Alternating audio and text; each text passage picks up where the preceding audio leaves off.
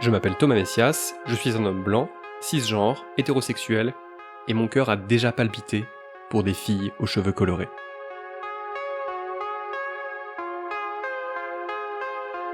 Vous écoutez Mansplaining épisode 38, Manic Pixie Dream Girls, femme extraordinaire pour homme un peu trop ordinaire. Un podcast, Slate.fr.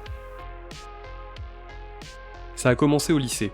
Au-delà de la couleur de cheveux, j'imagine que ce qui me plaisait, c'est qu'elle me donnait l'impression d'envisager le monde autrement, de vouloir sortir des cases préétablies.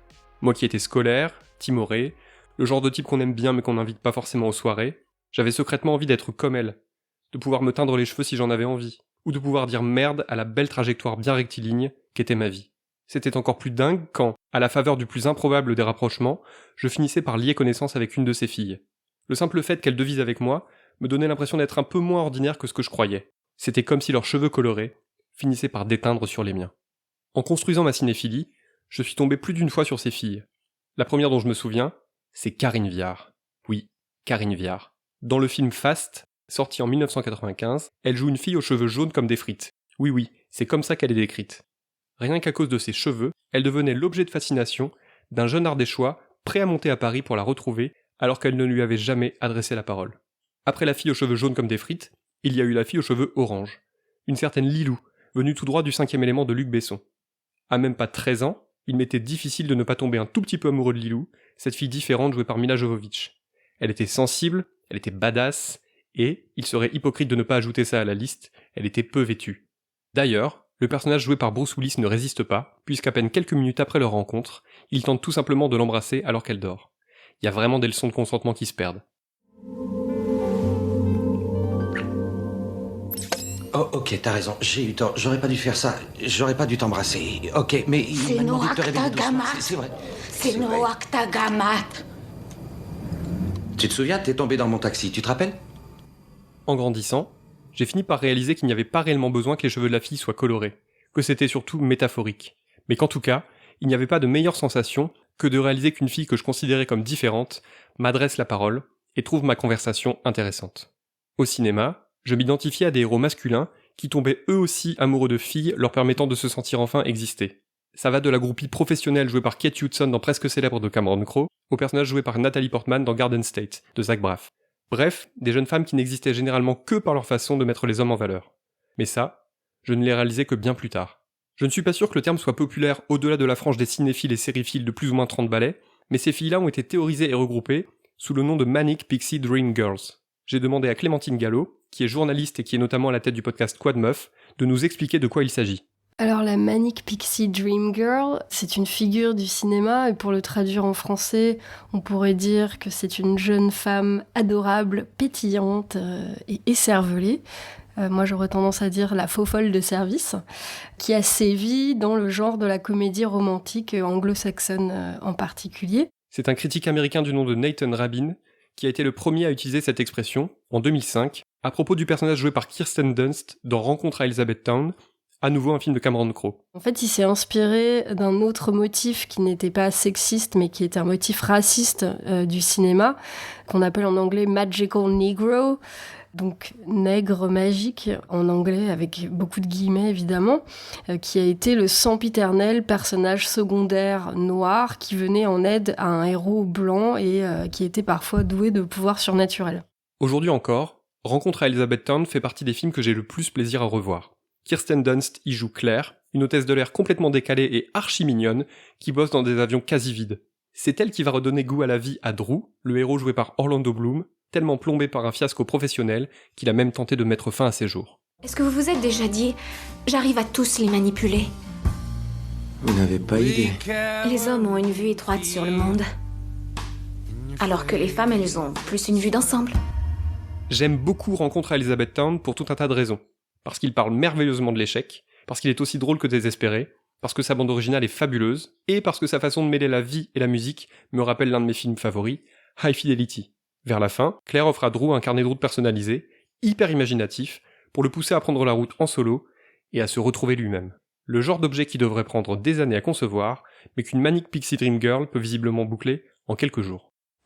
La carte routière de Claire, avec musique d'accompagnement et instructions détaillées, indique que le voyage devrait durer 42h11.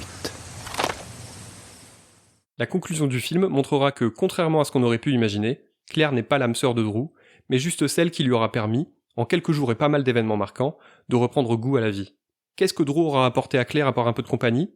Pas grand-chose. En tout cas, le film ne le dit pas. Parce que ce qui compte pour Cameron Crowe, comme pour les réalisateurs de tous les films cités précédemment, c'est qu'une fille décalée, aux cheveux colorés ou non, ait posé les yeux sur leur personnage principal. C'est qu'à travers une rencontre souvent éphémère, elle ait permis à ce héros de se transcender, de sortir de la morosité, de redevenir enfin lui-même. C'est comme une psy, mais jolie et gratuite. Une fois son service accompli, elle finit généralement par reprendre sa propre route, sans qu'on ait réellement daigné s'intéresser à elle. Voilà ce qu'écrit Nathan Rabin dans son texte datant de 2005, et dont je vous mettrai évidemment le lien en description. La Manic Pixie Dream Girl n'existe que dans l'imagination enfiévrée d'auteurs-réalisateurs sensibles, afin d'apprendre à de jeunes hommes maussades et mélancoliques comment embrasser la vie, ses mystères et ses aventures infinies. Clémentine Gallo. C'est un archétype qui est assez unidimensionnel, et c'est bien là le problème, puisqu'en fait le terme pointait vraiment du doigt un vice d'écriture de la part des scénaristes, c'est-à-dire une certaine paresse dans l'écriture des personnages féminins, qui sont d'abord des faire-valoir du héros avant d'exister par elles-mêmes et pour elles-mêmes. C'est-à-dire que leur arc narratif consiste le plus souvent à donner un sens à la vie du héros comme une sorte de distraction et donc à sortir le mal ténébreux de sa torpeur. Ce type de personnage est vraiment un outil. Tout d'abord, c'est un miroir qui vous renvoie le reflet le plus avantageux qui soit. Au contact de la Manic Pixie Dream Girl, le héros se sent soudain plus beau, plus désirable, plus courageux, et même ses défauts ne sont plus tout à fait des défauts. Soudain, ce sont juste des traits de personnalité. Autant vous dire que c'est hyper galvanisant pour lui. Non seulement la Manic Pixie Dream Girl est un miroir, mais en plus, c'est un marchepied. Les scénaristes, quasiment toujours masculins, et par conséquent leurs personnages de jeunes hommes, les utilisent dans le but de se sentir plus aguerris, radicalement différents, désormais prêts à bouffer le monde. La plupart du temps, cela se fait de façon parfaitement inconsciente. Le héros ne fait jamais exprès de se servir de la Manic Pixie Dream Girl. Pur et innocent, il tire profit de leur rencontre sans réaliser que celle-ci est à sens unique. On en revient toujours à la même chose. Les scénaristes et les héros manquent foncièrement d'empathie. Personne n'a d'importance à part eux-mêmes. Et ça vaut aussi pour la fille pas comme les autres, qui vient de leur servir de tremplin. Le cas du film 500 jours ensemble me semble particulièrement intéressant. Au cours des années 2000, le film réalisé par Mark Webb a été propulsé par une partie du public au panthéon des grandes comédies dramatiques sentimentalo-pop. Le film raconte les 500 jours qui suivent la rencontre entre Tom, dont le boulot consiste à trouver les formules qu'on imprime sur les cartes de vœux, et Summer, une nouvelle employée de son entreprise. Summer a des yeux bleus immenses, elle ne croit pas vraiment au couple, elle est un peu barrée, mais écoutez plutôt comment elle est présentée dans le film. Et son trajet pour aller travailler et rentrer chez elle comptait une moyenne de 14,4 coups d'œil par jour. C'était un phénomène rare, l'effet Summer. Rare et pourtant vécu par chaque mâle post-pubère au moins une fois dans sa vie.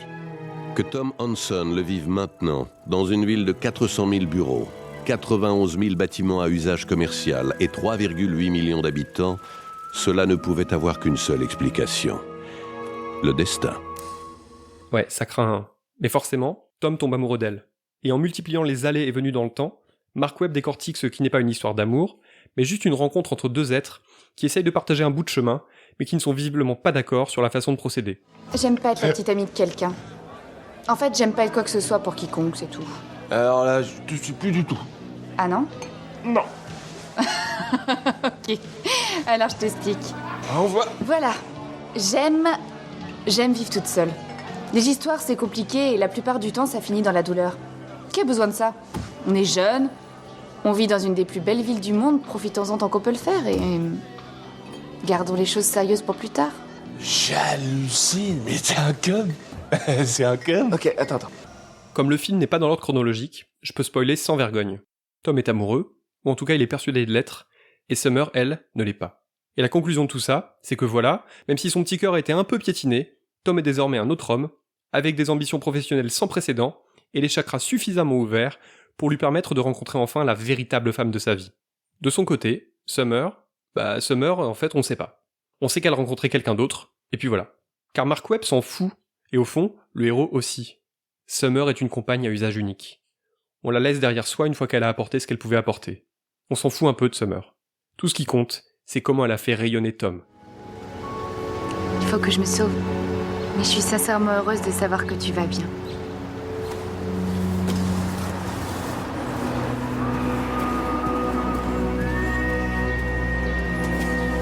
Summer, je te souhaite sincèrement tous mes vœux de bonheur. Le cinéma français a lui aussi usé et abusé de ce cliché de la manique pixie dream girl. L'actrice Vimela Pons, par exemple, s'est spécialisée plus ou moins malgré elle dans ce genre de rôle. Elle amène fantaisie, légèreté et souvent un peu de nudité dans des univers masculins où elle ne fait que passer. L'autre exemple qui me vient en tête m'avait été signalé par une auditrice dont je n'ai hélas pas retrouvé le pseudo, toutes mes excuses, c'est celui du film Perdrix, dans lequel le gendarme joué par Swan Arlo voit sa vie routinière chamboulée par l'irruption de Juliette Webb, incarnée par Maud Villers. Celle-ci est décrite dans le synopsis du film comme une jeune femme fantasque et fougueuse. C'est quoi votre livre préféré ? Je sais pas. Quand j'étais petit, j'aimais bien Robinson Crusoe. En fait, vous êtes un aventurier. Vous en doutiez ? Non. En fait, le fait qu'il y ait autant de Manic Pixie Dream Girls dans tous les cinémas du monde serait beaucoup moins gênant s'il y avait à peu près autant de personnages de Manic Pixie Dream Boys. Des types un peu fêlés, un peu sexy, qui permettent aux héroïnes féminines de découvrir qui elles sont vraiment. Et là je me place à nouveau dans un schéma hétérosexuel. Mais vous en connaissez beaucoup, vous, des exemples de ce type ? Moi, j'ai eu beau me creuser la tête, je n'en ai pas trouvé. N'hésitez pas à m'écrire si vous avez des idées, je lirai vos contributions avec intérêt, et je les partagerai avec plaisir. Clémentine Gallo a quand même quelques pistes, qu'elle ne voit cependant que comme des tentatives maladroites de rééquilibrer un peu les choses. Il y a une journaliste de New York Magazine, Anna Breslow, qui en a parlé en 2015, mais pour parler des garçons de la vraie vie, elle a dit « Attention au Manic Pixie Dream Boyfriend » en disant en fait c'est la cata, c'est un cauchemar. C'est souvent des mecs très irresponsables. Dans la pop culture, on en a un peu parlé à propos de comédies romantiques pour ados comme Nos étoiles contraires ou même Twilight. Et ces jours-ci, je pense qu'on peut en parler à propos d'un acteur qui s'appelle Noah Centineo, qui est le petit ami des internets et qui joue dans à peu près toutes les comédies romantiques de Netflix. Le problème, c'est donc que la légèreté, la folie, la superficialité semblent n'être que des caractéristiques féminines et qu'il soit tout à fait admis que les Manic Pixie Dream Girls puissent jouer le rôle de faire-valoir pour des personnages masculins alors que le contraire n'arrive pour ainsi dire jamais. La conséquence de tout cela, c'est que dans la vie réelle, ce genre de rapport totalement déséquilibré existe également. Et qu'on oublie trop souvent que les femmes qui font office de Manic Pixie Dream Girls, alors qu'elles n'ont généralement rien demandé, sont des personnes de chair et de sang, et pas des êtres de papier. Lorsque les hommes se servent d'elles pour redorer leur ego avant de les jeter dans le caniveau, cela peut engendrer pas mal de souffrance. Mais ils s'en foutent, puisqu'ils sont déjà passés à autre chose. C'est pas un modèle identificatoire, la Manic Pixie Dream Girl, qui est très gratifiant ni très valorisant, puisque être aimé uniquement pour enchanter le quotidien de l'autre, c'est une vision de l'amour assez limite, quoi, qui est vue en fait comme une charge mentale et vraiment à sens unique. Et ça revient donc à présenter les femmes comme des pom-pom girls qui ne seraient là que pour motiver leur conjoint. Et donc, je pense que ça induit un certain rapport utilitariste aux femmes qui seraient donc les seules peut-être à endosser la part émotionnelle du couple ou la communication, par exemple. Il y a chez les hommes un besoin de séduire qui est moins lié au besoin de trouver quelqu'un ou d'avoir une relation sexuelle qu'à une certaine envie d'être reconnu par leur père, PAIRS. C'est ce que montre l'anthropologue Mélanie Gourarier dans son livre Alpha Male, dont le sous-titre est « Séduire les femmes pour s'apprécier entre hommes ». L'essentiel, c'est de pouvoir raconter aux autres hommes qu'on a réussi à séduire une fille ou à coucher avec. Bref, l'important est surtout de pouvoir montrer qu'on s'est servi d'elle, qu'on a gagné.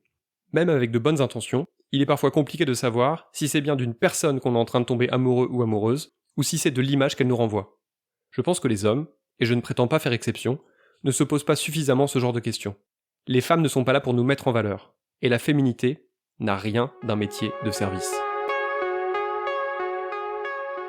Voilà, c'était l'épisode 38 de Mansplaining, un podcast proposé par Sled.fr. Merci à Aurélie Rodriguez et Benjamin Ours.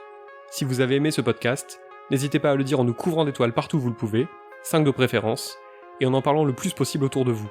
Toutes vos remarques et vos questions sont les bienvenues à l'adresse suivante, mansplaining@sled.fr. Vous pouvez aussi me contacter via Twitter ou Instagram, mes messages privés sont toujours ouverts.